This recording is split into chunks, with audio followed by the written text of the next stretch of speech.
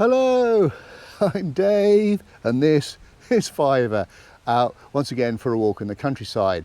Thanks for joining us. Now today we're at a place called Lulworth Castle at East Lulworth in Dorset. It's located about 9 miles east of Dorchester and 6 miles southwest of Wareham. And we're going to be walking a roughly 6-mile circular route around the Lulworth Castle Estate. We'll actually start at the castle and church and then head north through the park to the hamlet of Coombe Keynes, and then we'll head east to the Coombe Heath Nature Reserve, past a magnificent lake before returning to the castle. I expect there's lots of things to see. Well, I'm filming at the end of September. The sun is out, plenty of blue sky. It's going to be quite a warm day, so we're going to have to make sure we drink plenty of water and keep to some shade when we can. Should be perfect conditions for walking though. Do come along with us. Well, I've parked my car at the car park at Lulworth Castle. I think it's £3 all day. Now, dogs are allowed in the estate, but they have to be kept on leads at all times. So that's why FIVER's got his little Canicross harness on. Hopefully I can use the flexi lead from time to time. Now, regular viewers will be wondering, where is Logan, my normal walking companion? Well, he's at home. We've just had 2 days of filming, both long walks. I thought he could do with a rest, so that's why I'm joined by my younger dog, FIVER. Right, we need to kick on. Yes. Well, Lulworth Park and Lulworth Castle is just to the west of the village of East Lulworth. So before we start, let me tell you a little bit about the village. The settlement Lulworth, or Lulworth, I think that's how you pronounce it, was recorded in the Domesday Book as attributed to Lulworth. The prefix East was first recorded in 1268. Now, Sir Frederick Treves, in his 1906 book Highways and Byways of Dorset, described it as, and I quote, "a scattered hamlet of engaging thatched cottages and old-fashioned gardens, facing all ways, for each has been placed as some man's heart desired it." Now, there's a lovely pub in the village called the Weld Arms, built in the 1700s by the Weld family. More of them later. It became a coaching inn in the 1800s, and I believe it was a popular stop for smugglers. And very close to the pub is the old Catholic school. I think the school was established in the village in 1855 and the school built here in 1877. It closed in 1968. And then not far away from the Catholic school was the National School. That was opened in 1840 but closed some years before the Catholic school closed in the 1960s. And here is the magnificent Lulworth Castle, built as a hunting lodge in the style of a revival fortified castle by Thomas Howard between 1588 and 1609 when it was completed. It complemented his manor house at Bindon Abbey near Wool to the north of here. And it's a 4-square building of 3 stories with 4-storey towers. The Weld family bought it in 1641. They remodelled it and have owned it ever since. It was actually gutted by a major fire in 1929. Restoration started in the 1970s with the help of English Heritage, and it was all finished in 1998. Well, Sir Frederick Treves had a lot to say about the castle, so forgive me if I read a few extracts from his book. I've got to wear my glasses for this. Here is Lulworth Castle, a solid square building of much solemnity with a rounded tower at each angle. It is little like an old French chateau, and it is at best a heavy mass of masonry planted in a clearing in a wood.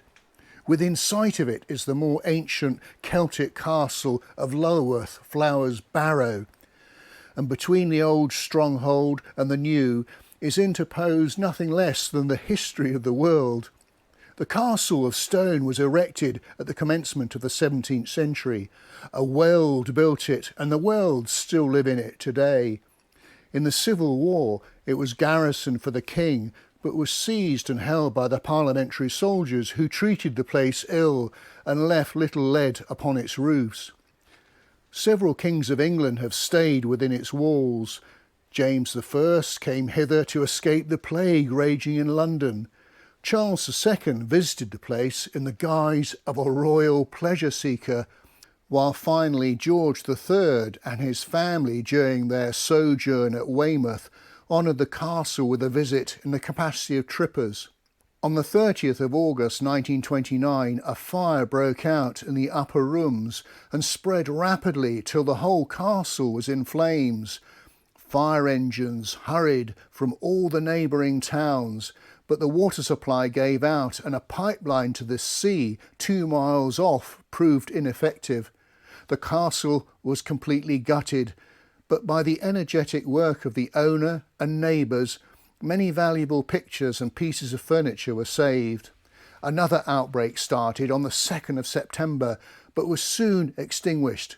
For some days, a guard of the Royal Tank Corps was posted over the ruins and rescued valuables. As I said before, I just love his prose. By the way, the book was originally written in 1906, but it was revised in 1935, so that's why he spoke about the 1929 fire.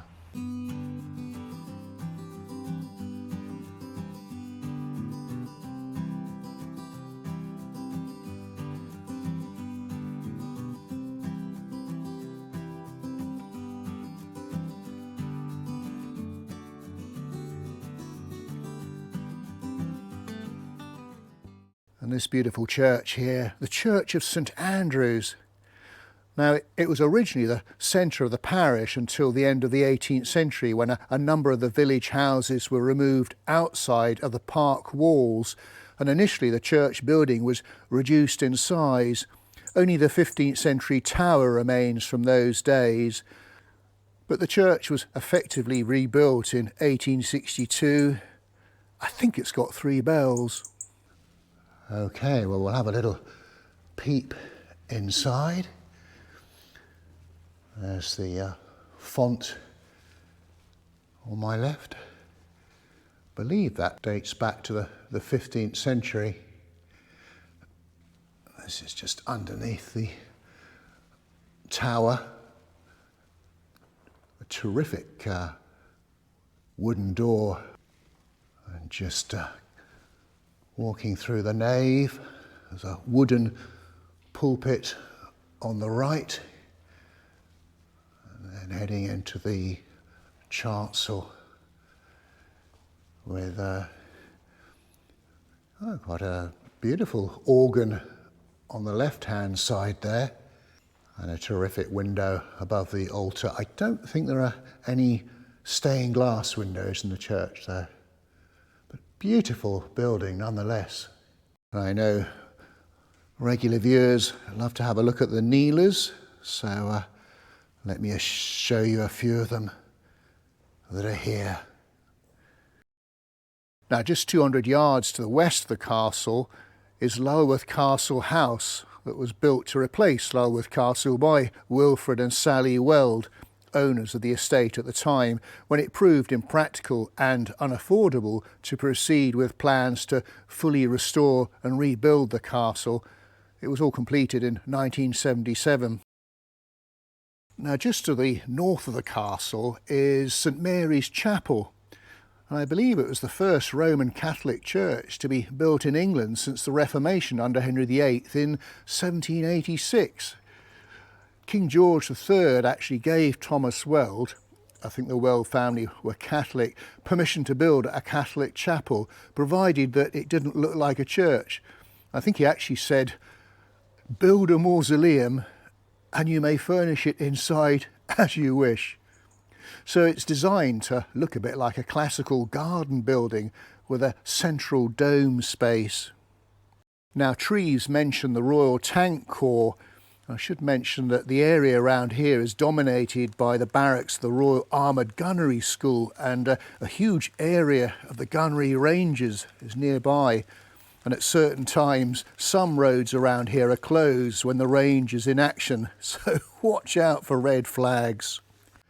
Okay, well, we're now going to leave the castle and start heading northwards.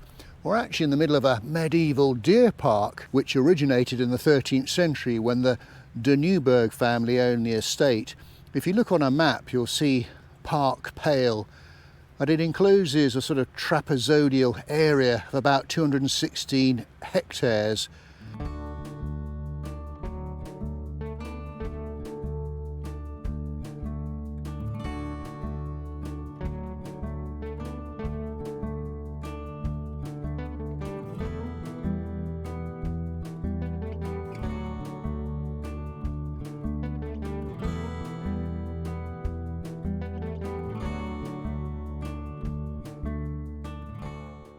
Much of the park today was laid out in the second half of the 18th century by Edward Weld.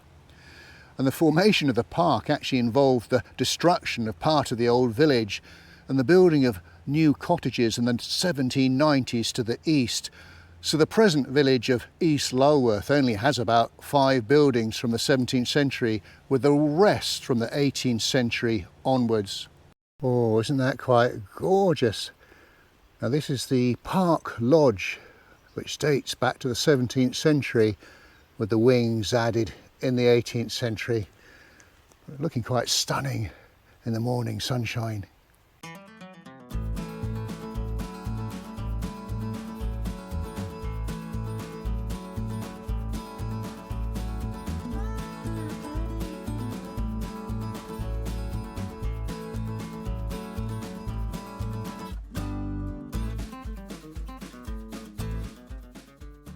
We're continuing to head northwards, and this is the Northern Gatehouse, built in 1785, commanding a terrific position on the top of a ridge.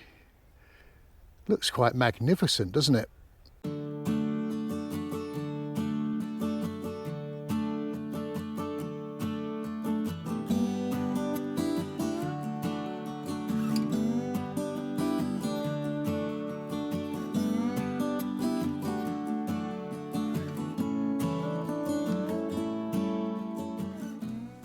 Wow, what I found. Now I know a little dog at home that would be absolutely loving this. Let's see. Well, they're a bit squidgy. We'll see. What do you reckon of those then? Hey? No? You sure? No, I'll tell you what. Have a sweetie instead. Yeah, that's much better. Well, now we've worked out how to get through the north gate. You have to walk round it. Before we continue heading northwards, I'm going to do a little detour over to the west. There's something I need to look at there. And here we are. This is Clare Tower, probably one of the gatehouses of the park, I guess. It dates back to the late 18th century. There is a little information board next to it, so I'll take a photo of that and put it up on screen, and you can freeze the screen and read it at your will. But it stands up here again in an elevated position on top of the ridge. Well, that was Clare Tower, so we're now going to head back and get back onto our proper route and continue to head northwards. I should mention, if you hear a lot of banging from time to time, that's the firing that's going on the Lulworth ranges today. Well, a little pit stop looking over to the, I suppose that must be the northwest over there.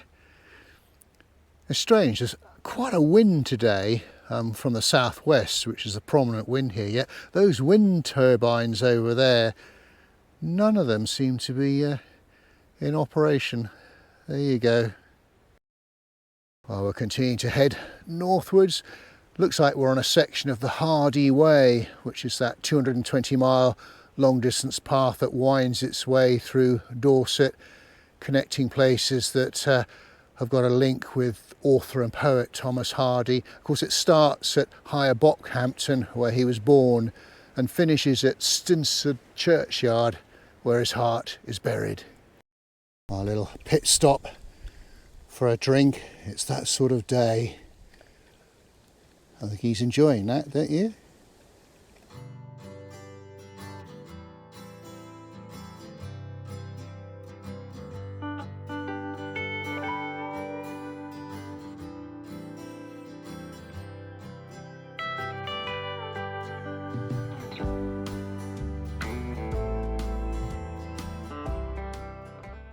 Well, we're just about to enter the pretty little hamlet of Coombe Keynes.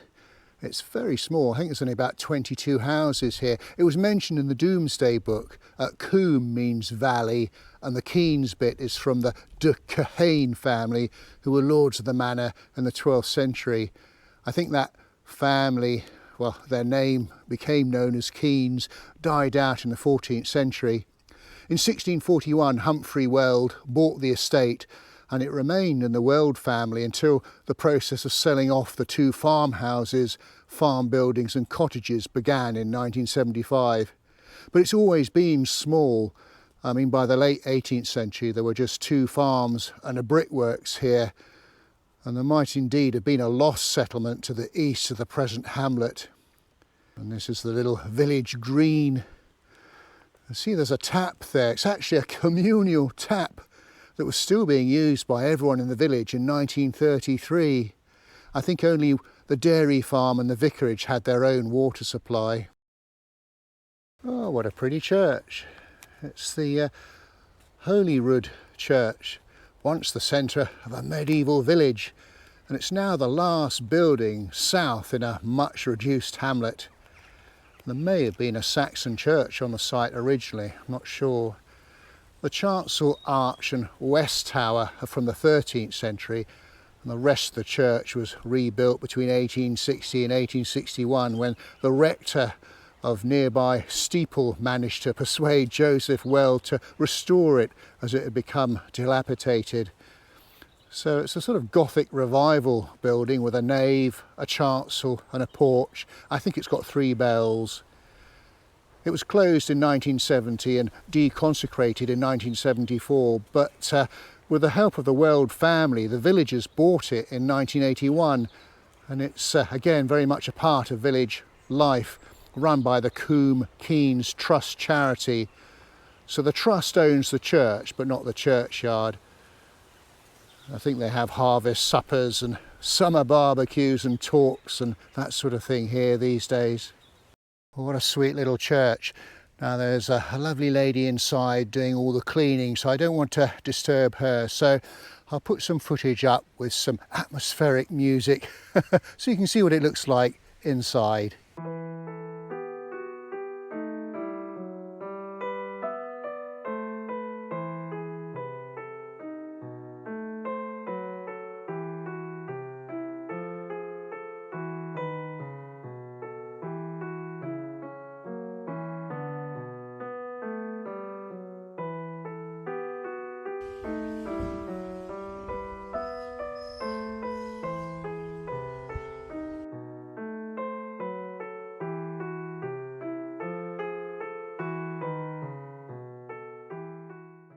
Just next to the church, I think that's the back of the old rectory that dates to the 19th century.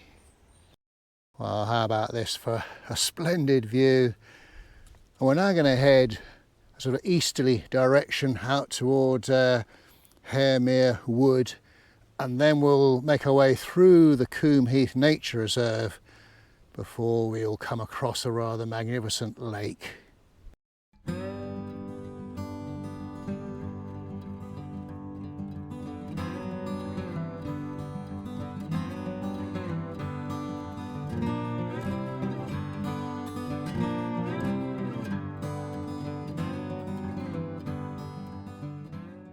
Oh wow, look at this gorgeous lake.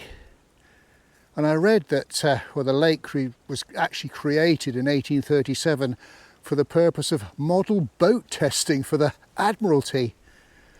And there's a folly in the shape of a fort built by Joseph Weld in 1851 on the side. I think there's a boathouse here somewhere as well, but oh, it's so serene and peaceful. I could stay here for ages, you know. Well, dogs aren't allowed in the lake, but they can have a little drink. Whew, it's getting warm now, but we're on the final leg, our last little section back to Lulworth Castle.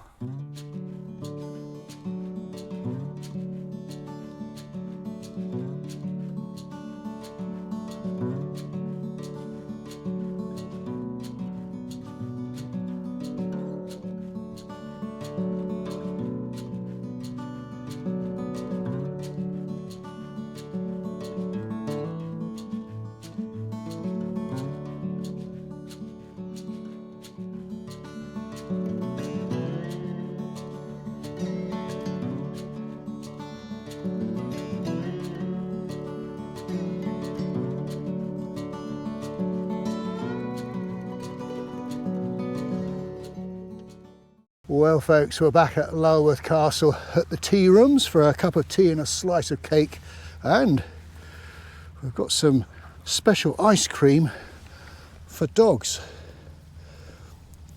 Well, I think that's going to go down well. Right, just pop that down there for you.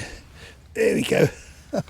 We hope you enjoyed our walk today. If you did, do give us a thumbs up and a like, and do leave a comment, and do check out our Facebook page, Dave's Countryside Walks.